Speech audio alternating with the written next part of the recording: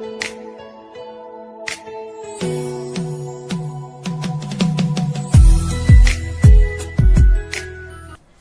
Morning students. ધોરણ 12 unit 2 read 1 અનફોર્ગેટેબલ Walt Disney. આગળના બે વિડીયોની અંદર આપણે વોલ્ટ ડિઝની વિશે પ્રોપર ભણ્યા. વિડીયો થોડો લાંબો એટલા માટે થાય છે કે આપણે એમને સીધું ભાષાંતર કરી દેવું નથી, એટલે સ્લોલી આપણે થોડું જઈએ છીએ, ખ્યાલ આવે એ રીતે.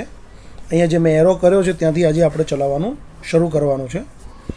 આગળના વિડીયોમાં આપણે જોયું ભાઈ વોલ્ટ કઈ રીતે એનામાં નાની મોટી વાતને રજૂ કરવાની કેવી ક્ષમતા હતી. એ પોતાનો જે ભત્રીજો હતો એક, એને ઓરી નીકળ્યા છે તો કઈ રીતે એનું દુઃખ જે છે દૂર કરે છે, બરાબર. અને ડિઝનીલેન્ડનું સપનું કઈ રીતે સ્વાકાર કર્યું, આ બધી વસ્તુ આપણે આગળ ભણ્યા. આજે આપણે વાત કરીએ આગળ જ્યાં પહોંચ્યા હતા ત્યાં. તો ચલો જોઈએ આગળ. The story of Disneyland perhaps better than anything else. એટલે કે ડિઝનીલેન્ડની જે વાર્તા જે છે એ કદાચ દરેકથી સર્વશ્રેષ્ઠ છે, એના જેવું કશું જ નથી. એ શું બતાવે છે? Illustrate worlds vision and is stubborn determination and idea he believed in. એટલે કે ડિઝનીલેન્ડની વાર્તા બધા કરતાં સર્વશ્રેષ્ઠ એટલા માટે છે કારણ કે તે બતાવે છે, ઇલુસ્ટ્રેટ એટલે દર્શાવે છે, વોલ્ટ્સ વિઝન. વોલ્ટ જે છે એને જે વિઝન જે છે એને જોયું, એન્ડ ઇઝ સ્ટબર્ન ડિટર્મિનેશન, અને તેનું મક્કમ ધ્યેય. સ્ટબર્ન એટલે જિદ્દી હતો તો મક્કમ, ડિટર્મિનેશન એટલે ધ્યેય બતાવે છે, ઇલુસ્ટ્રેશન એટલે વર્ણવે છે.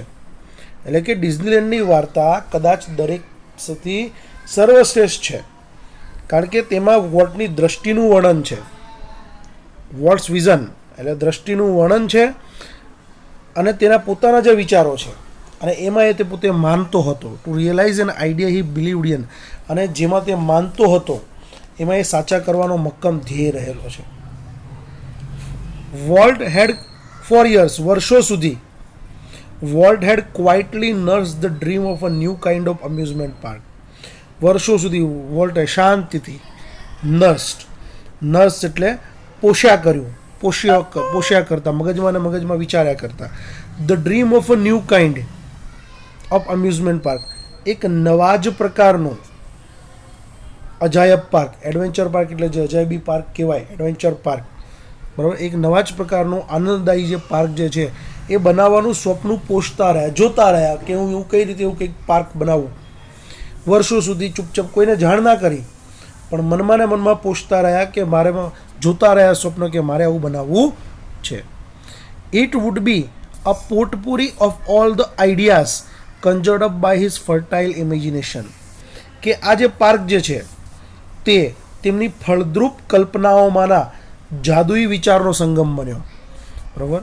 ઇટ વુડ બી પોટપુરી એટલે સંગ્રહ, પોટપુરી એટલે સંગ્રહ ઓફ ઓલ ધ આઈડિયાઝ, બધા જ વિચારોનો. Conjured up by his fertile imagination, fertile એટલે ફળદ્રુપ, ઇમેજિનેશન એટલે કલ્પના. સારામાં સારી જે કલ્પનાઓ જે છે એ જાદુઈ વિચારોનો સંગમ બન્યો, અને એ આપણી સામે ડિઝનીલેન્ડ બનીને એને રજૂ કર્યો. કારણ કે તમારું અક્કલ કામ ના કરે એવું ડિઝનીલેન્ડ એણે બનાવ્યું છે. બટ આ મગજના વિચારોની વાત છે ખાલી. But the idea of sinking millions of dollar into an amusement park, even Walt's kind of amusement park seems so preposterous that he would mention it to anyone. પરંતુ આ ઘણા બધા લાખો ડોલર્સ, આ આશ્ચર્ય અજાયબી લાગતા જે આનંદ પાર્ક જે છે, એમ્યુઝમેન્ટ પાર્ક જે છે એમાં નાખવાનો વિચાર હાસ્યાસ્પદ હતો. પ્રીપોસ્ટરસ એટલે કે હાસ્યાસ્પદ લાગ્યો, ભાઈ આમાં પૈસા કેવી રીતે નાખવા. અને એવું જે એમ્યુઝમેન્ટ પાર્ક જે વોલ્ટની કલ્પનાનું હતું, એવું પોસિબલ છે કે નહીં, આવું એ વોલ્ટને લાગ્યું કે આ બધું હું વિચારો તો છું પણ આટલા બધા પૈસા આવી કલ્પનામાં નાખી દેવું, આ વિચાર હાસ્યાસ્પદ લાગતો હતો, બરાબર, કે લોકો હસશે. એટલા માટે that he wouldn't mention it to anyone, તેને કોઈને પણ કંઈ જણાવ્યું નહીં કે ભાઈ મારું આવું સ્વપ્ન છે કે મારે આવું અમ્યુઝમેન્ટ પાર્ક કરવું છે. હી જસ્ટ ક્વાઇટલી બિગન પ્લાનિંગ, એને ચૂપચાપ પ્લાનિંગ કરવા લાગ્યો, કોઈને કહ્યું નહીં, કોઈને એણે મેન્શન એટલે કે ઉલ્લેખ કર્યો નહીં કે ભાઈ આ કરવાનું છે. કારણ કે આટલા બધા રૂપિયા આવી કલ્પનામાં નાખી દેવા અને સાકાર ન પણ થાય, બરાબર. એટલે એને ચૂપચાપ એકલા પ્લાનિંગ કરવા લાગ્યું, કોઈને જાણ કરી નહીં. આગળ જઈએ. એઝ યુઝ્યુઅલ અને હંમેશની જેમ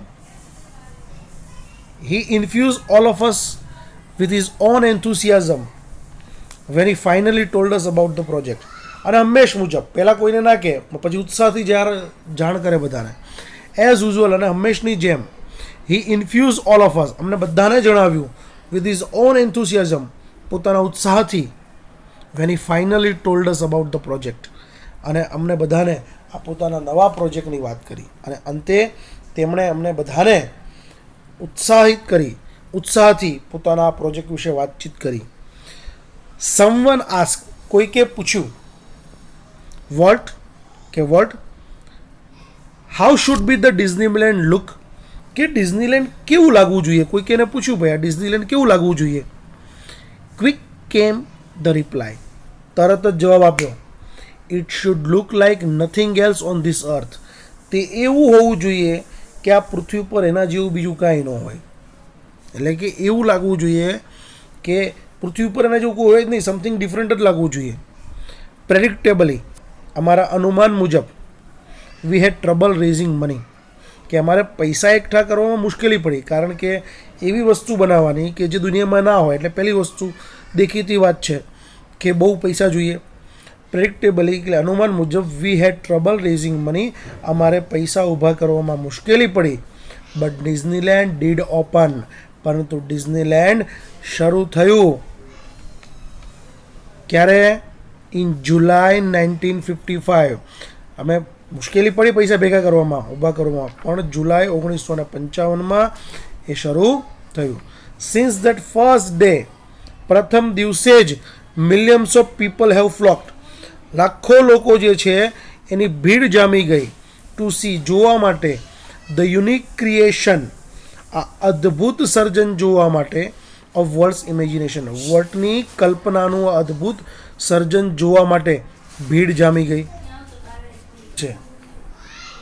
વર્લ્ડની આ કલ્પનાનું અદ્ભુત સર્જન જોવા માટે લાખો લોકોની જે ભીડ જે છે એ જામી ગઈ.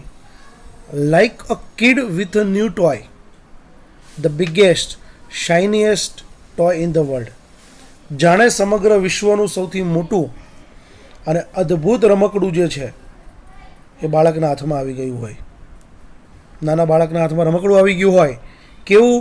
સમગ્ર વિશ્વનું સૌથી મોટું, શાઇનીએસ્ટ ટોય ઇન ધ વર્લ્ડ, અને વિશ્વનું સૌથી અદ્ભુત ચમકતું રમકડું. Volt use two wonder through the park, અને વોલ્ટ જે છે એ પાર્કની અંદર ભટકતા, સ્ટેરિંગ એઝ હેપીલી એઝ એની ટુરિસ્ટ, અને વોલ્ટ જે છે એ જે પર્યટકને જેવી ખુશી થતી હોય એવી જ ચરજથી દરેક સમયે આ પાર્કની અંદર ભટકતા હતા. કારણ કે જો એ હતા માલિક, પણ માલિક તરીકે એને એટલી બધી ખુશી ના થાય જેવી એક ટુરિસ્ટ તરીકે થાય. એટલે ટુરિસ્ટની જેમ આખાની અંદર એને એ ભટકતા હતા. ખ્યાલ આવી ગયો?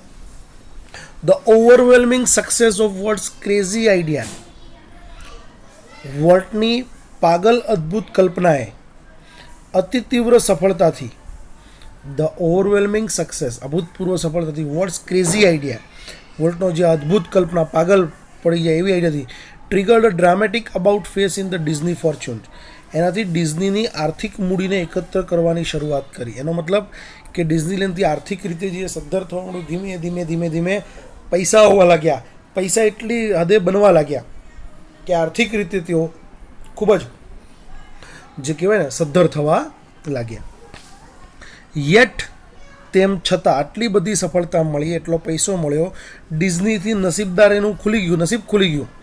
યેટ, તેમ છતાં, સક્સેસ નેવર ચેન્જ વોલ્ટ, તેમ છતાં પણ સફળતાથી આ વોલ્ટમાં કોઈ જ ફેર પડ્યો નહીં. He remain the simplest of men, અને તે જે છે એકદમ સરળ માણસ જ રહ્યા. હી હેટેડ પાર્ટીસ, તેમને પાર્ટી ધિક્કારતા, નફરત કરતા, ઉજાણીથી એકદમ નફરત કરતા. And is idea of a night, અને તેનો આ નાઇટ આઉટ, રાત્રે બહાર જવાનો જે વિચાર જે છે, was a burger and chilli at some little restaurant, એમનો વધુ એવું ઉજાણી કરતા તો કોઈક નાનકડી રેસ્ટોરન્ટમાં બર્ગર અને ચટણી જે છે ચીલી મરચું જે પણ કહેવાય એ ખાતા, આટલી જે ઉજાણી કરતા, વધારે ખર્ચો કરતા નહીં, એટલું બધું કમાણી હોવા છતાં હિઝ ઓનલી એક્સ્ટ્રા વેગેન્સ વોઝ, તેને એક જ જે કહેવાય ને અપવ્યય, ખોટો ખર્ચો કે જે કંઈ પણ કહેવાય વોઝ, એ હતો આ મિનિએચ્યોર રેલરોડ, એક નાનકડો રમકડાનો રેલનો પાટો that rain around the grounds of his home, જે તેને તેના ઘરની આસપાસ બનાવ્યો હતો, રેલવેના પાટા બનાવ્યા હતા આગળ ચિત્રમાં જોયું એ પ્રમાણે, બરાબર. એક જ એણે ખોટો ખર્ચો કર્યો હતો, જે એને ખૂબ જ ગમતો હતો, કારણ કે એને ખૂબ જ રેલવેથી પહેલાં ખૂબ જ પ્રેમ હતો, તો એને એક જ ખોટો ખર્ચો કર્યો હતો. What do you do with all your money, a friend once ask હિમ. એકવાર એના મિત્રએ એને પૂછ્યું, what do you do with all your money, તું તારા આ બધા પૈસાનું શું કરે છે? એને પૂછ્યું, ભાઈ આપણી ઘણા પેલા આપણી પાસે કરોડ રૂપિયા, કોઈક પૂછ્યું ભાઈ શું કરે છે, આપણને આઈડિયાઝ ન આવે, પણ એના મિત્રએ એને પૂછ્યું તો આ બધા પૈસાનું શું કરે છે? પોઇન્ટિંગ એટ ધ સ્ટુડિયો તરફ ઇશારો કરતા કહ્યું, આંગળી ચિંતા કહ્યું.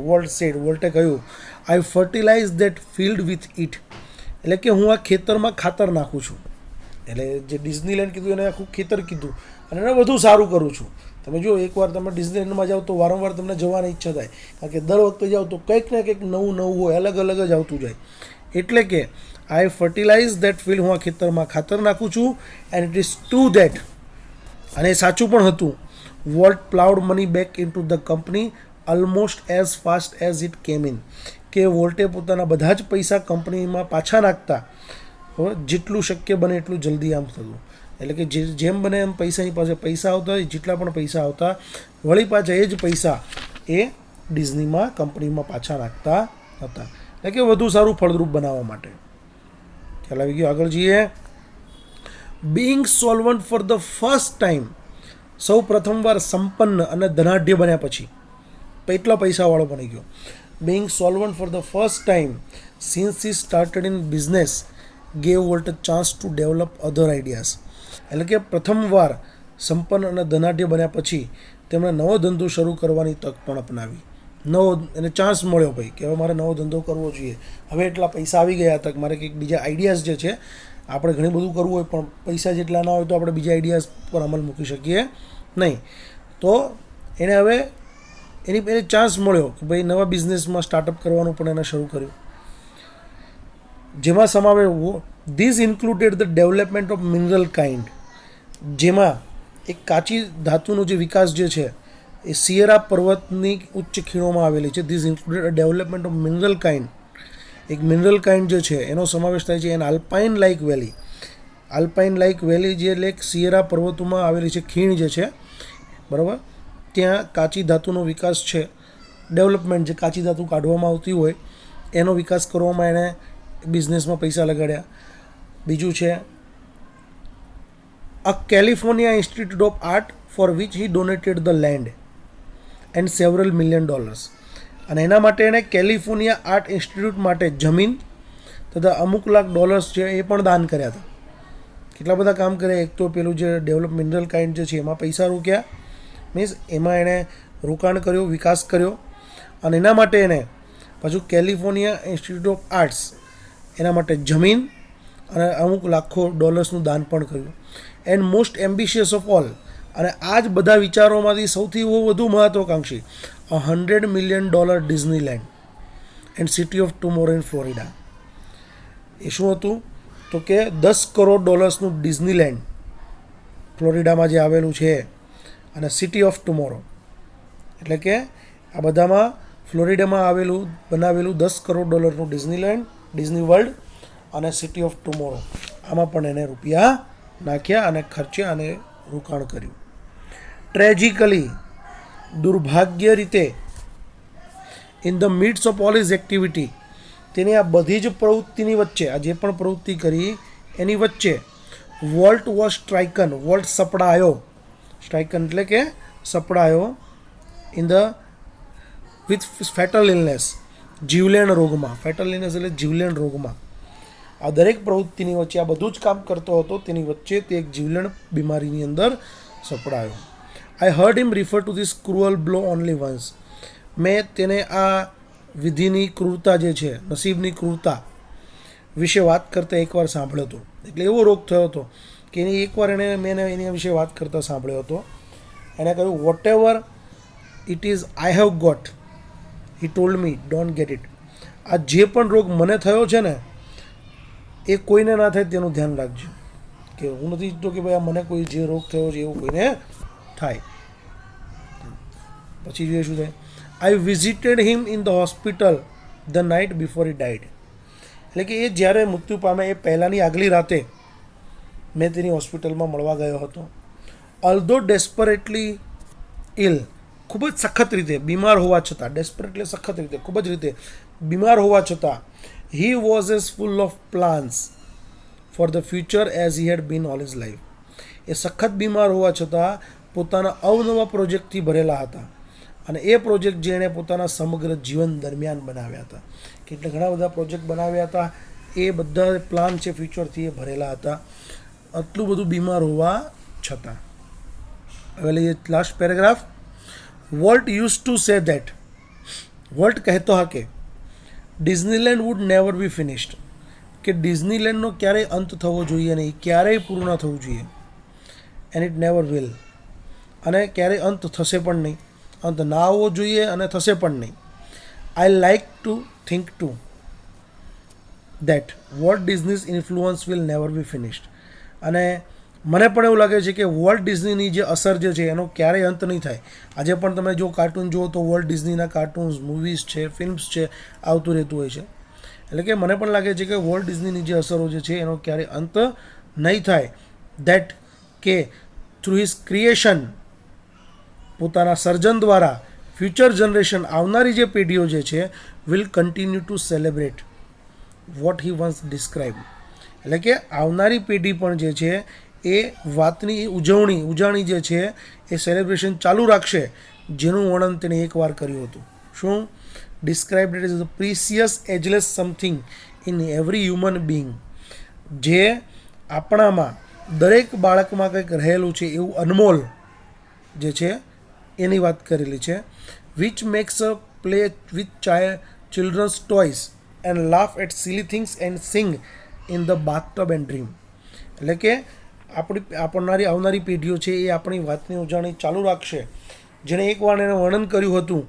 આપણા દરેકમાં, શું કહે છે, આપણા દરેકમાં એવું કંઈક અનમોલ રહેલું છે, જે આપણને એક નાના બાળકના રમકડાથી રમવા માટે પ્રેરે છે, અને નાની નાની વસ્તુઓ પર ખિલખિલાટ કરવા માટે, અથવા બાથટબની અંદર ગાવા માટે કે સપના જોવા માટે આપણને મજબૂર કરે છે. આવું દરેક વસ્તુ આપણી અંદર કંઈક ને કંઈક રહેલું છે. તો આ હતા દોસ્તો વોલ્ટ ડિઝની અનફોર્ગેટેબલ, જેમના વિશે વર્ણન કર્યું હતું એમના ભાઈ રોય ડિઝનીએ. આશા રાખું છું કે તમને આમાં ખ્યાલ આવ્યો હશે. અહીંયા યુનિટ 2 એનો રીડ 1 જે છે એ આપણે અહીંયા પૂરો કરીએ છીએ. બરાબર, આ ત્રીજો ભાગ અને અંતિમ ભાગ.